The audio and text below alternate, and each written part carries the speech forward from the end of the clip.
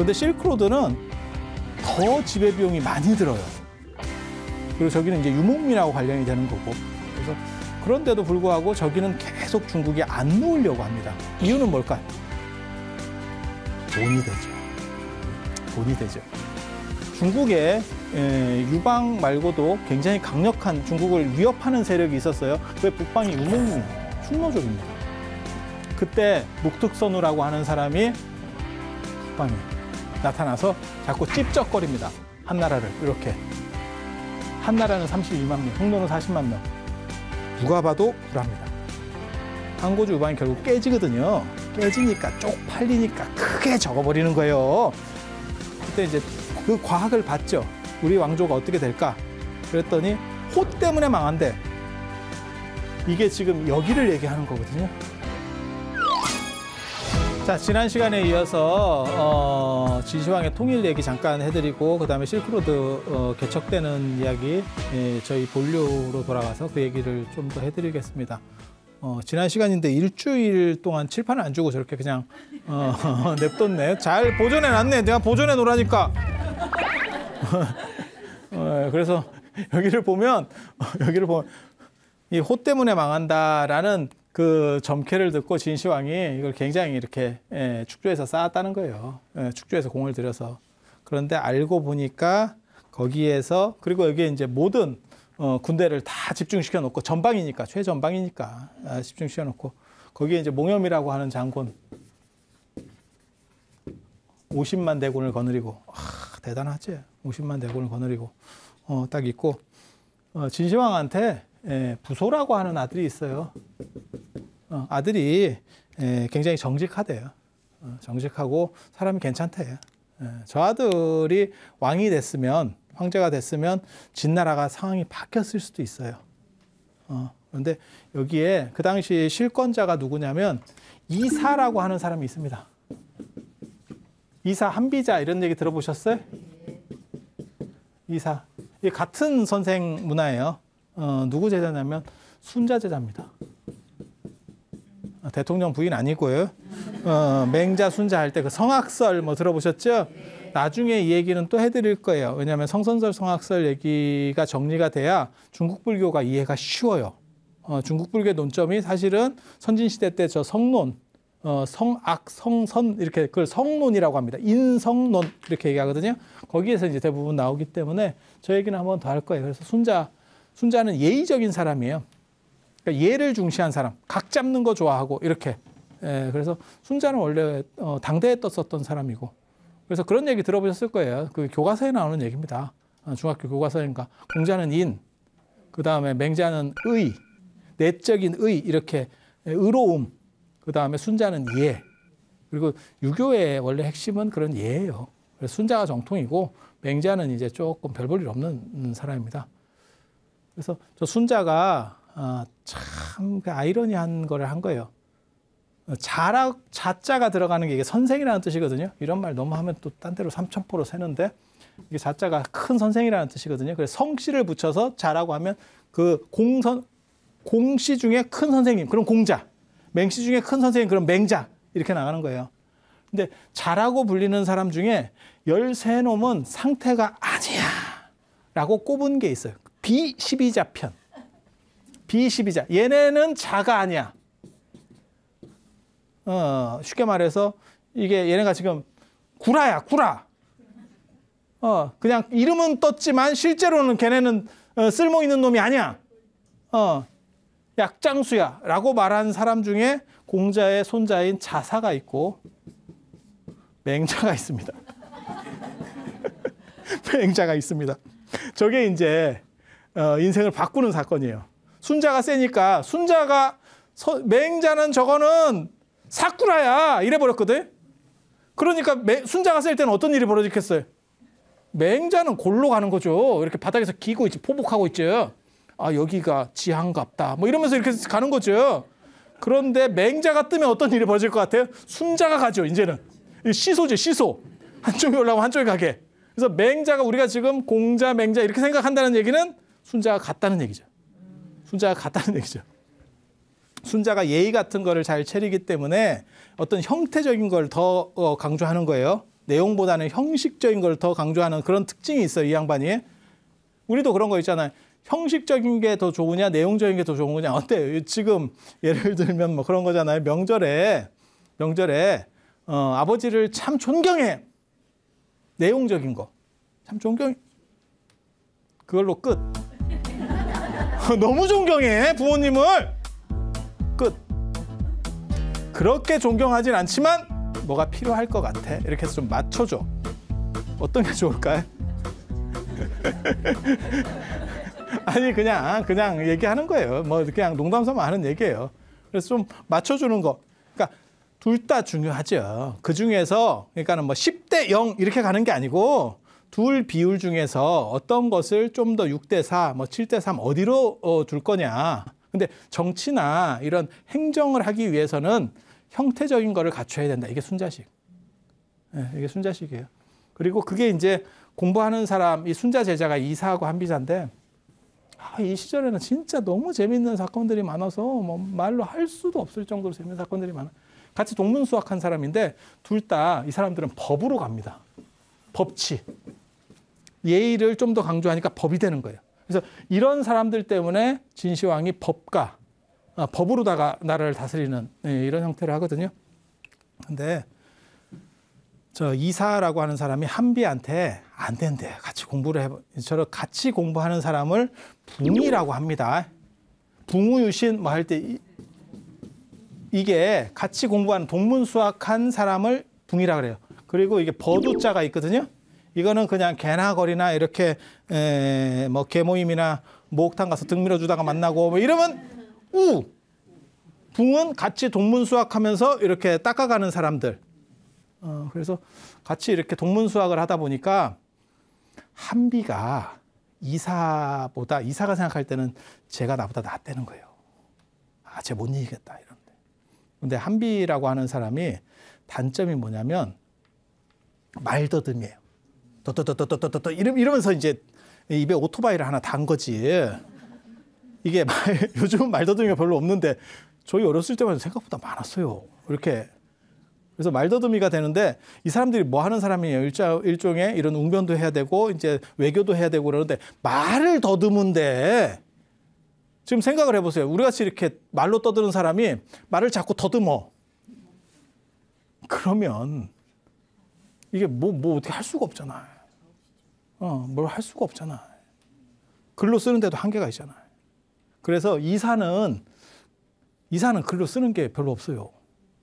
말로 하면 되니까. 한비는 책이 이따시 많습니다. 이따시 수가 없습니다.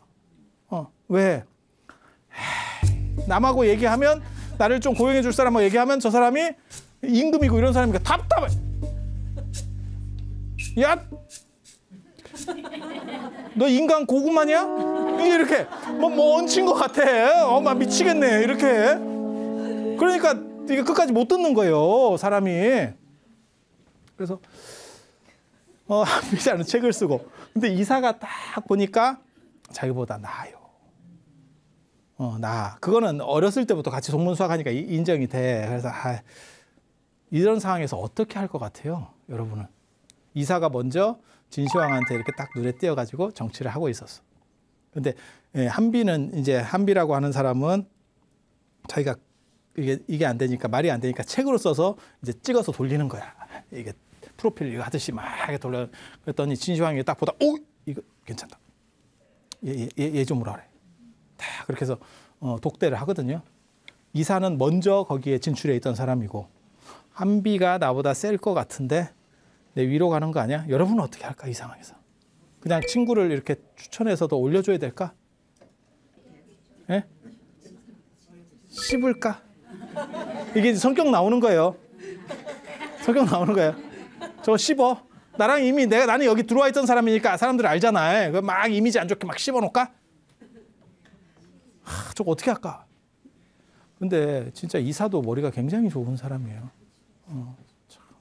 저런 거 보면 현생보라고 하는 걸 이제 나중에 알게 되는데 이사가 뭐라 그랬냐면 진시황이 그렇게 감탄하니까 저 사람 대단한 사람이다 이렇게 얘기해줘.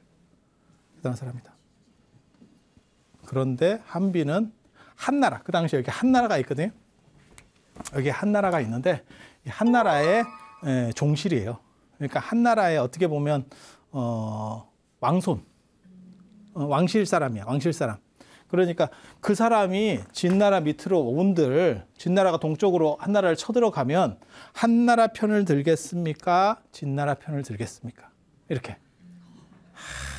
좀 이게 그러니까 쓰고는 싶은데 그 말도 좀 맞잖아. 그 말도 맞잖아. 그러니까 그럼 못 쓰겠네. 그러면 그냥 보내도록 해. 이렇게 했어. 그랬더니 이사가 또 한마디를 뭐라고 하냐면 능력이 저렇게 출중한데 돌려보내면 오히려 위험하지 않을까? 야, 이거 진짜 죽인다. 그러면 우리가 위험하지 않을까요? 이렇게. 진시황이 어떻게 했을 것 같아요? 죽입니다. 참, 결국은 적은 가까이 있는 거예요. 친구가. 이와 똑같은 사건이 또 있어요. 이 직전에도 있었어. 이 직전에도 있었어. 이거보다 조금 시대가 앞서는 귀곡 선생이라고 들어봤어요? 귀곡자라고? 들어봤어요? 귀곡산장밖에 생각 안 나지? 옛날에 이용렬 나오던 거 귀곡. 그때 이 귀곡 선생이라는 사람이 있는데 그 사람이 도대체 뭐 하는 사람인지를 모르겠는데 그 사람 제자가 굉장히 대단한 사람들이 있어요. 그러니까 순자도 이렇게 명망이 나는 게 이런 제자들이 큰 제자들이 있기 때문에 그렇고 그 귀곡 선생도 귀곡자라고 하는 사람 밑에 소진장이라는 사람이 있고 손빈이라고 하는 이게 분위기가 왜 이래요? 아무도 처음 들어보는 유명한 사람이에요. 이렇게 했는데 얼굴 표정이 그런 사람이 있었어? 이거 노래 부르는 소진 걔 아니야? 뭐 이렇게 소진, 장의, 손빈, 방연 이게 4대 제자예요. 굉장히 대단한 사람이에요. 굉장히 대단한 사람. 이 두 사람은 책략가, 합종연행 할 때 이 사람들이 나오는 거고 이 손빈, 방연이라고 하는 사람은 병법. 손빈이 누구냐면 손자병법. 아니에요. 손자병법 쓴 사람은 손무고 짝퉁이에요. 짝퉁. 손무 후손이래. 그래서 손빈병법이라고 있어요. 손빈병법이라고 있어요. 저 사람도 이제 둘이서 저렇게 넷이서 같이 공부를 하는데 이게 친구들 관계 진짜 이게 어떤 때는 적이 되고 어떤 때는 같이 동반자가 되고 막 이래요. 이게 진짜 어떻게 한 끗 차이로 바뀌는 거야 인생이. 참 그거 보면 방연이라고 하는 사람이 이게 이 손빈이 쓴 책이 손빈병법이라는 게 있습니다. 손자병법 같이 있어요, 진짜. 그래서 병법의 아주 달인이에요. 이 사람도 병법을 굉장히 잘하는 사람이고 병법. 그래서 막 술책을 쓰고 막 이런 거에 기가 막힌 사람이에요. 근데 방연이라는 사람이 여기 위나라, 이쪽에 위나라에서 이제 등용이 된 거예요. 근데 친구를 딱 보니까 저 손빈한테 안 돼. 자기 친구한테 안 돼. 저놈이 적국으로 가면 나 못 이겨. 이사하고 한비 사건하고 똑같죠. 어떻게 했을 것 같아요? 어떻게 했을 것 같아요? 사부작사부작 해가지고 정강이를 꺾어버려요. 모함을 해가지고 여기를 꺾어.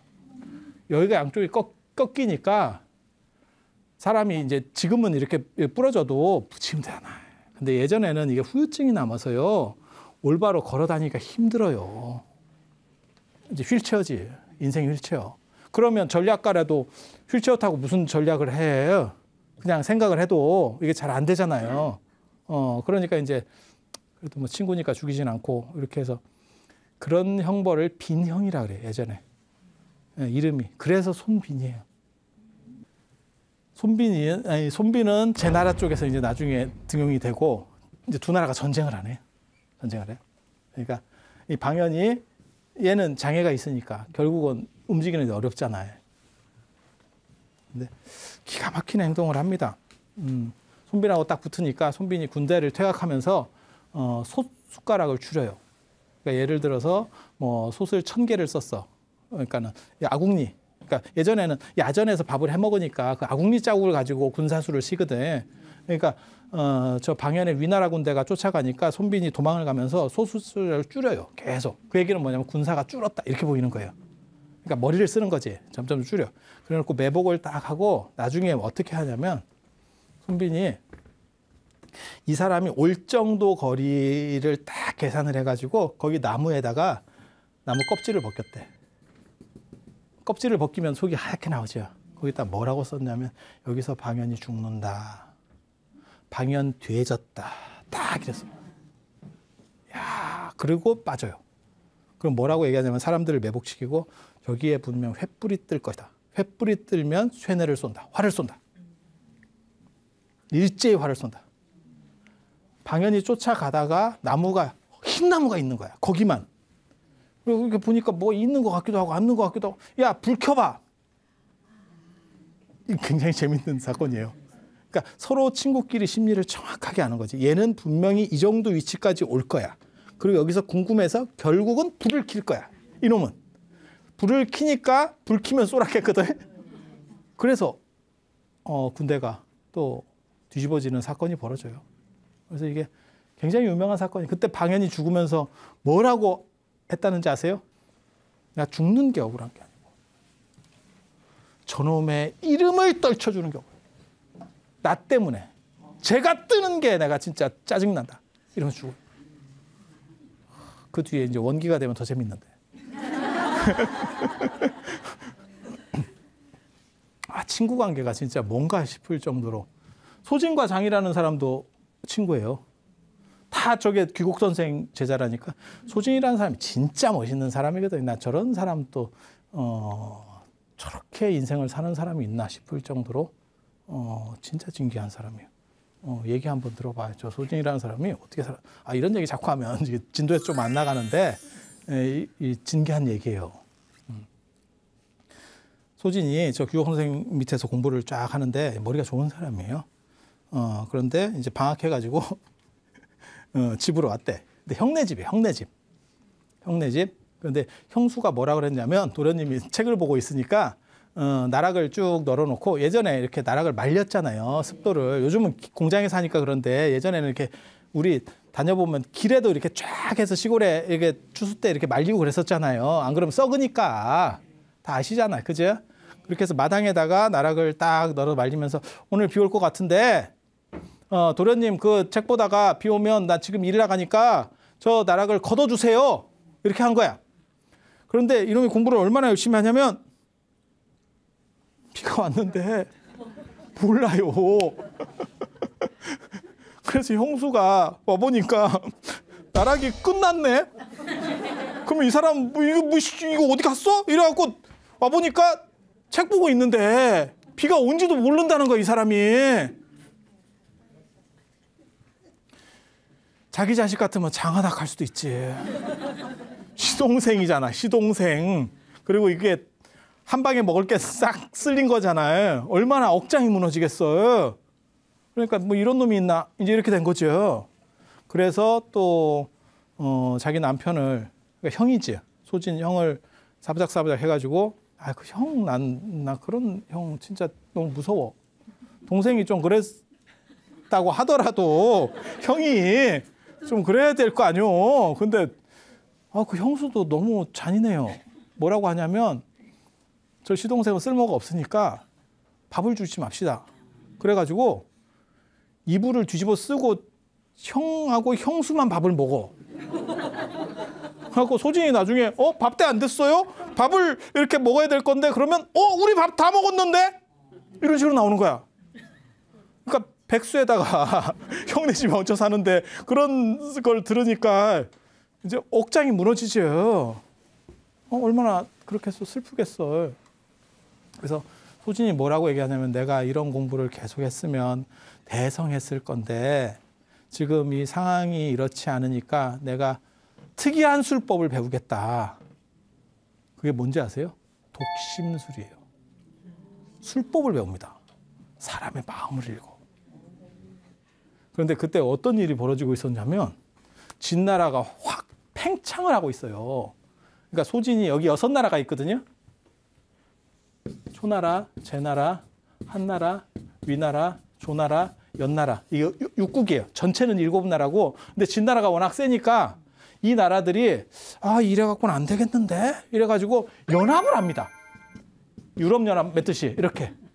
이해가 되죠? 근데 이 연합이 되냐? 안 돼요. 근데 소진이 저거를 가서 설득을 합니다. 그게 합종책이에요. 합종책.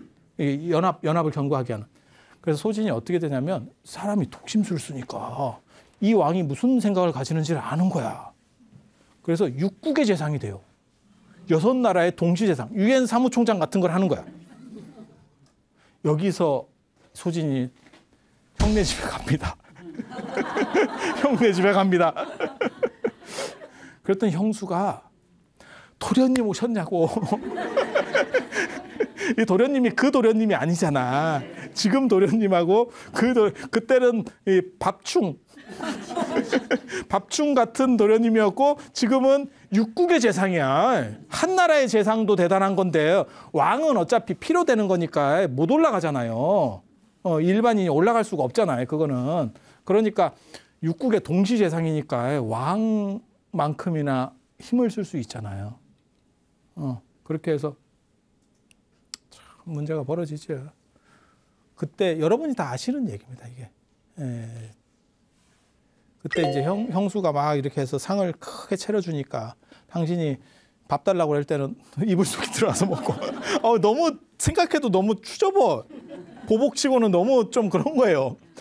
그리고 형이 거기에 동조했다는 게 더 짜증나고 그래도 형이 그 정도는 하면 안 되는 거 아니에요? 인간적으로. 근데 소진이라는 사람이 참 재밌어요. 거기서 여러 번 다 들어본 얘기입니다. 여기서부터 이제 들어본 얘기. 그러니까는 소진이 밥을 먹은 게 아니고 자기 옷에다 음식을 끼얹는다잖아. 들어봤죠? 이런 얘기 한번. 그러니까 형수가 뭐 하는 겁니까 도련님? 왜 밥을 이렇게 귀한 음식을 옷에다 끼얹습니까? 그랬더니 형수님이 대하는 거는 나를 대하는 게 아니고 내 위치를 대하는 거 아닙니까? 이렇게 해서 한번 씹어주고 이 사람은 화통한 사람이에요. 그 뒤끝으로 뭐 괴롭히는 게 아니고 그리고 한번 털고 잘해줬다는. 그러니까 이게 이 사람 성격이 굉장히 좀 재밌습니다. 재밌어서 넘어서는 안 될 걸 넘어요. 나중에 왕비랑 바람이 나. 그래서 부관 잠시 당한다니까. 부관 잠시 당. 인생 참 어떻게 보면 로맨티스트처럼 산 거야. 정말 진기한 인생을 살아. 그리고 그 친구 장이라는 사람도 머리가 굉장히 좋은 사람이거든요. 장이라는 사람이 저 사람도 이제 형편이 어려울 때는 이제 약간 이렇게 뭐랄까 할까 권력자들 집에 가서 이렇게 이제 참석하고 머리 내밀고 이러면 눈도장 찍고 그러다가 이제 머리 좋으면 참모로 이렇게 딱 들어가면서 승진을 하는 거거든요. 그래서 초나라 재상한테 이렇게 가서 이렇게 했는데 하필 그렇게 빌빌거리고 댕기고 있었는데 이제 나 좀 써달라고 이제 이렇게 빌빌거리고 댕기고 있었는데 잔치상에서 구슬을 잊어버렸대. 구슬 같은 걸 잊어버렸대. 좋은 구슬, 싼 거 말고 좋은 거. 싼 거 잊어버렸으면 뭐라고 안 했겠지. 그런데 사람들이 뭐라고 그랬냐면 장이가 가난하니까 제가 훔쳤을 것 같다. 이렇게 사람들이 몰아갔다는 거예요. 그렇게 해서 걔가 죽도록 맞았대. 안 훔쳐갔는데. 안 훔쳐갔는데. 너무 맞았대. 그래서 초죽음이 돼서 와요. 얼마나 비감하겠어. 한 자리 해먹으려고 이렇게 얼쩍거리다가 도둑으로 몰려가지고 이제 뒤지게 맞고 집에 가니까 마누라가 옛날에는 맞은 게 요즘같이 맞는 게 아닙니다. 진짜 뭐 박살이 납니다. 사람이. 그러니까 마누라 입장에서 왜 남편이 바뀌었대? 이러면서 지금 보는 거 아니에요. 이게 내 남편 맞나? 왜 두 사람이랑 사는 느낌이지? 이렇게. 그러니까 이게 뭔 일이냐고. 왜 당신이 이런 일을 당하냐고. 이랬더니 장이가 한 말이 또 굉장히 재밌어요. 입을 딱 이렇게 벌리더래. 그래서 내 혀가 있냐? 이렇게 물어보더래. 혀 멀쩡하다. 그러면 반전할 수 있다. 이제 입으로 조져가지고 결국 이제 승리한다는 얘기예요. 그리고 이 사람이 이제 진나라로 이제 사부작사부작 하는데 소진 입장에서는 소진 입장에서는 진나라가 강력하게 군대로다가 동쪽으로 밀고 와야 자기가 연합군의 수장을 계속 할 수 있는 거야. 그런데 진나라가 좀 얼삥해요. 그래서 제대로 쳐주지를 못하는 거야. 안 쳐주면 내 자리는 필요가 없지. 연합군이 사령관이 필요가 없지. 외계인이 침공해야 우주방위대가 만들어지는데 외계인이 없는데 우주방위대 사령관은 뭐 하겠어. 이해가 되죠? 그러니까 이게 안 되겠다. 그래서 뭐라고 행동을 하냐면요. 장이가 친구지만 머리가 좋은 사람이지 않으니까 장이를 심습니다. 진나라에 심어요. 그것도 그 심는 것도 아주 재밌어요. 장이를 초청을 해요. 초청을 해. 그러니까 자기가 아유 내 친구가 굉장히 잘 나가는데 이러면서 하나 얻어먹는 거 아니야? 한 자리 들어가는 거 아니야? 이러 짤짤짤 갔대. 그랬더니 개무시를 하더래. 사람을. 그렇게 괄세를 하면서 개무시를 하더래. 그래서 이제 독이 올라오는 거예요. 이렇게 하는 것 플러스 뒤로는 돈을 줘서 이 사람을 봐줘요. 소진이. 그래서 그 사람이 진나라에 가서 안착하고 나중에 진나라를 좌지우지하는 정도까지 올라가게 만들어줘. 그래서 진나라가 점점 동쪽으로 팽창을 하니까 자기는 막아야 된다라고 해서 자기 위치를 정하고 이렇게 친구끼리 아주 잘 해먹는다는 스토리예요. 이게 지금. 그러니까 이게 친구 간에도 굉장히 이게 재밌다고요. 그런데 진나라가 계속 팽창을 하니까 초나라가 재상을 보내요. 이제 그만 좀 때리라고. 우리는 때리지 말고 제 쪽으로 때려주면 안 돼요? 이제 이렇게 이쪽 말고 남쪽 말고 북쪽 좀 때려줘요. 뭔 뜻인지 아시겠죠? 그렇게 해서 재상을 파견하는데 그 재상이 누구냐면 장이 때렸던 사람. 참. 그런데 장이라는 생각을 못 해요. 이 초나라 재상은 장이라는 생각을 못 해. 그런데 진나라의 사람이 오는데 참 인생이 숙연하대. 왜? 여차하면 가거든. 내가 좋은 조건에 살았는데 지금 내가 사절로 지금 왔는데 양국 사이가 안 좋아서 여차하면 가. 그리고 진나라의 재상은 엄청 대단한 놈이래. 근데 그게 장인지는 몰라. 가지고 약간 이제 거짓골을 해가지고 그 사람을 만납니다. 그 사람을 만납니다. 초나라 재상이 진나라 재상을 저 장이를 찾아가는데 그 과정에서 만납니다. 그러니까 그때 이제 장이가 이제 사람을 떠보는 거예요. 저놈이 어떤가 떠봤는데 초나라 재상이 그렇게 위세등등하던 사람이 저 상황이 되니까 사람이 풀이 죽어가지고 그때 장이가 자기라고 그때 두드려 팼나 알지? 이러니까 그때 굉장히 미안했다고 사과를 했대요. 진정한 사과를 했대요. 그리고 나서 재상집에 들어가서 재상을 만나러 왔다고 하니까 그 사람들이 뭐라 그러냐면 방금 만나지 않았냐고. 그래서 깜짝 놀란다는 거예요.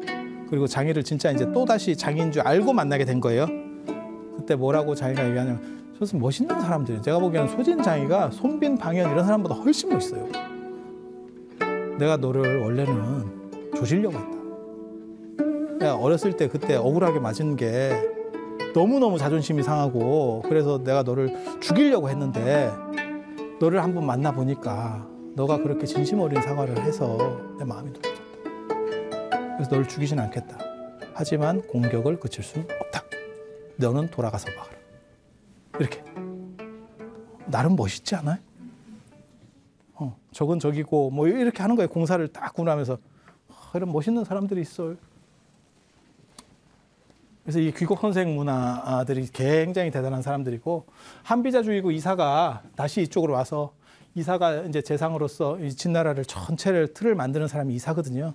근데 여기에 환관의 조고라고 하는 사람이 있어요. 유명한 사람이다. 환관 조고. 조고라는 사람. 이 사람이 쉽게 말해서 총리, 재상. 이 사람이 비서실장이죠. 옛날에는 비서실장 힘이 굉장히 강력합니다. 지금도 마찬가지죠. 지금도 대통령 비서실장이 아마 장관보다 끝발이 좋을걸요. 현대도. 그래서 비서실장. 그래서 조고가 이사하고 이렇게 계속 만나는데 서로 이제 둘이서 투탑으로 달리는 거예요. 근데 진시황이 순행 나갔다가 밖에 이렇게 돌아다니다가 49살에 죽어요. 죽으니까 이 부소라고 하는 사람이 아들이고 정직한 아들이거든요. 근데 계속 아버지가 너무 이렇게 폭정이라기보다 너무 법을 막 강조하니까 그렇게 하면 안 됩니다. 그래서 아버지한테 바른 말 해요. 바른 말 하니까 아버지가 자꾸 짜증이 나니까 자꾸 이놈이 잔소리 하니까 그래서 어디로 보내냐면 이 몽염한테 보냅니다. 그러면 너 저기 가서 저 전쟁하는 거나 상황도 좀 보고 여기에 보낸다는 게 좌천은 아니에요. 물론 좀 상태가 안 좋아진 거 하지만 왜냐면 예전에는 군사권 있는 데 보낸다는 거는 그건 좋은 겁니다. 그래서 몽염하고 잘 친해서 경륜을 좀 쌓아 이렇게 해서 보냈는데 그 상황에서 진시황이 죽어요. 그리고 저 아들이 거기에 아들이 좀 얼빙한 아들이 하나 있어. 같은 종자가 아닌가 봐. 그게 호해라는 애인데 진시황이 죽으니까 이사가 진시황이 붕어했다라는 걸 밝히고 부소를 맞아오려고 해요. 부소를 맞아오려고 해. 부소를 맞아서 이제 2대 황제를 세우겠다. 이렇게 하니까 조고가 손을 딱 잡고 지금 너랑 나랑 둘만 아는데 그렇게 생각할 일이 아닌 것 같다. 조금만 생각을 더 해보자. 너 판단 잘못하는 걸 수도 있다. 너 지금 재상이지? 그치? 몽염하고 부소하고 누가 더 친한 것 같냐? 이렇게 물어봐. 너하고 몽염이 친하냐? 부소하고 몽염이 친하냐? 몽염하고 같이 있으니까 몽염하고 친하겠지? 그러면 네가 재상이 될 수 있을까? 그럼 내가 공이 있잖아. 천하통일하는 데 있어서 몽염이 대장군으로 힘든 일 다 했는데 너만 못하다고 생각하냐? 그런가? 이거 그런가? 그 얘기는 뭐냐면 부소가 오면 너는 2등으로 떨어진다. 몽염이 1등이 될 거야. 여기서 이사가 잘못된 판단을 해요.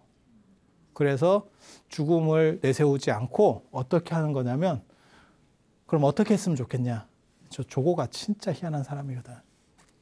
부소한테 황제의 이름으로 아직 죽었다는 게 안 나간 거예요. 붕어했다는 얘기가 안 나간 거예요. 편지를 보내요. 자결해라. 자결해라. 저 부소도 참 문제예요. 저 부소가 문제예요.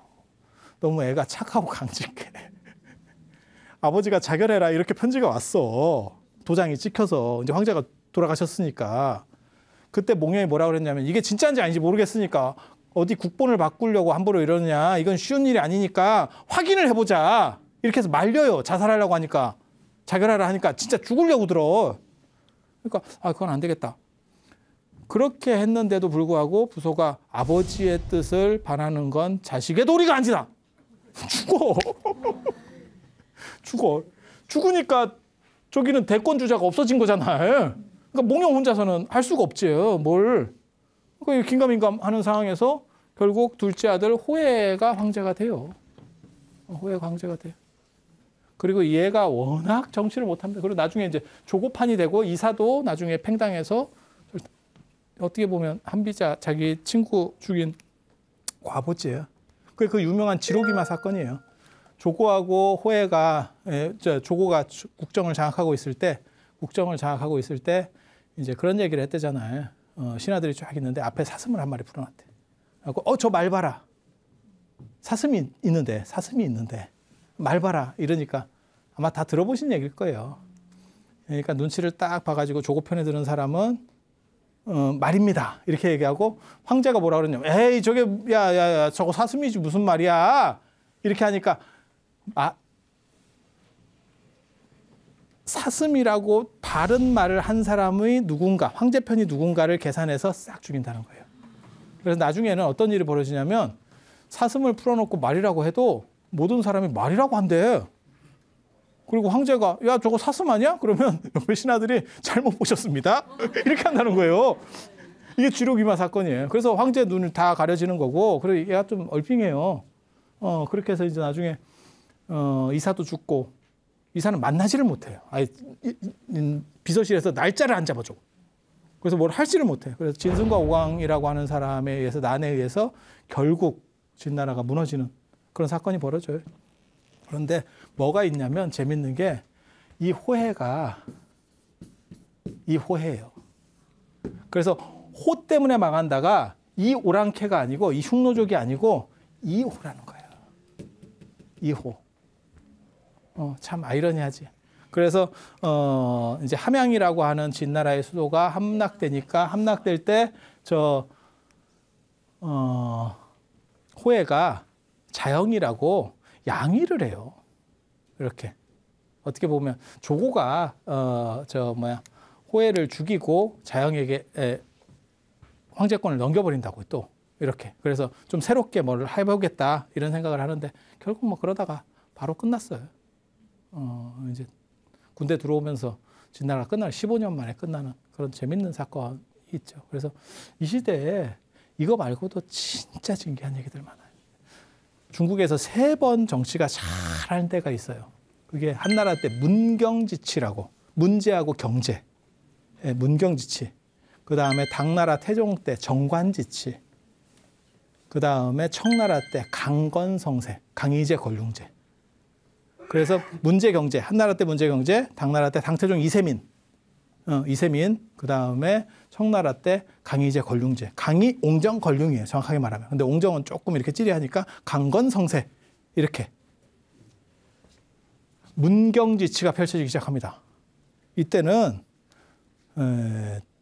법으로 다스리는 게 아니고 앞에서 진나라가 저 법으로 너무 엄격하게 하다가 보니까 이제 문제가 생긴 걸 보고 법이 아니고 풀어줘요. 휴직기. 휴식을 시켜줘.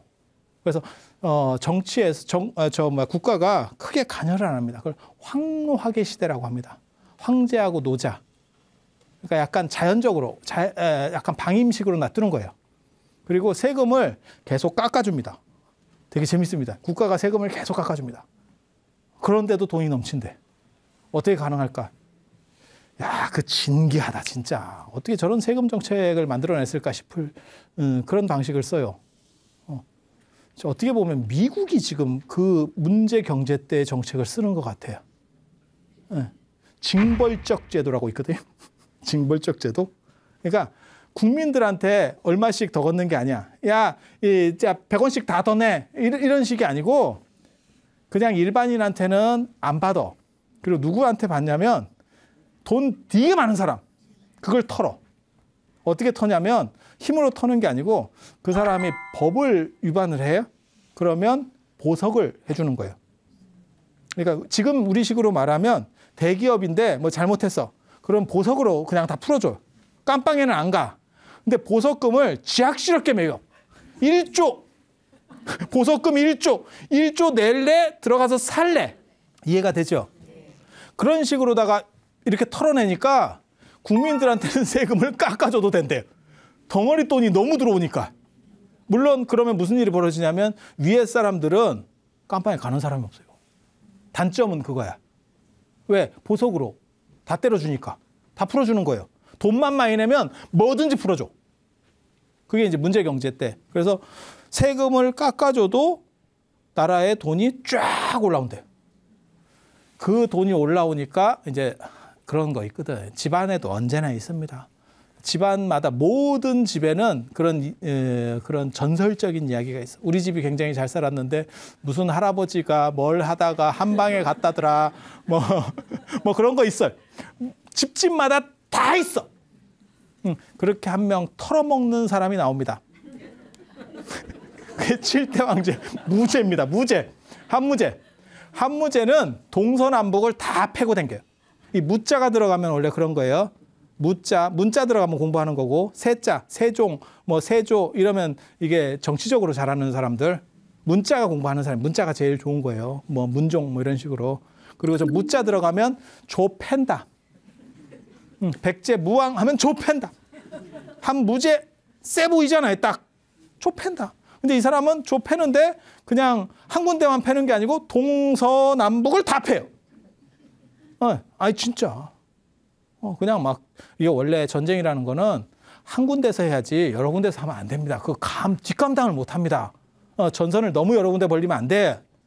그리고 누구를 이제 패려고 하는 거냐면 흉노를 이제 저거 잡는다. 너는 내가 잡는다. 그리고 그때 이제 운이 좀 좋은 게 흉노에 그렇게 운이 없었어요. 그러니까 한 명이 딱 튀는 사람이 나오면 묵투선호 같은 사람이 나오면 모르는데 그게 또 약간 또 이게 운대가 좋아. 그런데도 한무제가 그렇게 강력해도 흉노는 1대1로 다이다이 붙어서는 못 이긴대. 그래서 누구랑 연합을 먹으려고 하냐면 월지. 이 월지도 유목 계열인데 어떻게 됐냐면 얘기를 들어보니까 흉노한테 월지가 두드려 맞아가지고 월지의 왕이 죽었대요. 아니 그럴 수도 있지. 전쟁 상황에서. 우리도 뭐 백제 성왕 같은 경우가 그렇게 죽었으니까 뭐 전쟁터에 죽을 수도 있어. 그랬는데 그냥 죽인 게 아니고 좀 잔인한 얘기입니다. 이 뚜껑을 가공해서 술잔으로 쓴대. 야, 탁배기 한 잔. 골각기입니다. 골각기. 이 뼈로 이렇게 해서 원효대사 해골물 같이 술잔으로 쓴대. 오칠해가지고 싹 이렇게. 그게 좋은가? 찝찝할 것 같은데. 라고 이렇게 쓰고 있대. 그러니까 월지 입장에서는 이게 굉장히 자존심이 상하잖아. 그 얘기를 한무제가 들은 거예요. 그러니까 어떻게 하는 거냐면 저 월지하고 편을 먹으면 월지가 흉노보다 더 북쪽에 있거든요. 흉노보다 북쪽에 있거든. 그러니까 걔네를 이렇게 잡아가지고 편을 먹어서 위아래에서 이렇게 공격을 하면 우리가 1대1로 해갖고는 쉽지가 않은데 이거 이기겠다. 쟤랑 연합할 사신을 파견하자. 그게 박망우 장건이에요. 장건. 그래 장건이 결국 제가 하겠습니다. 거기서 시작된 장건과 소무라고 하는 아주 유명한 사람들이 있거든요. 그래서 그 사람이 가서 협정을 체결해 왔을까? MOU 체결했을까? 역사는 참 아이러니해요. 체결했을까? 못했을까? 그 이야기를 다음 시간에 협상을 어떻게 체결했는지. 그래서 오늘은 이상 마치고 다음 시간에 장건이 어떻게 실크로드를 개척하는지에 대해서 이야기해 드리도록 하겠습니다. 자, 들어주셔서 감사합니다.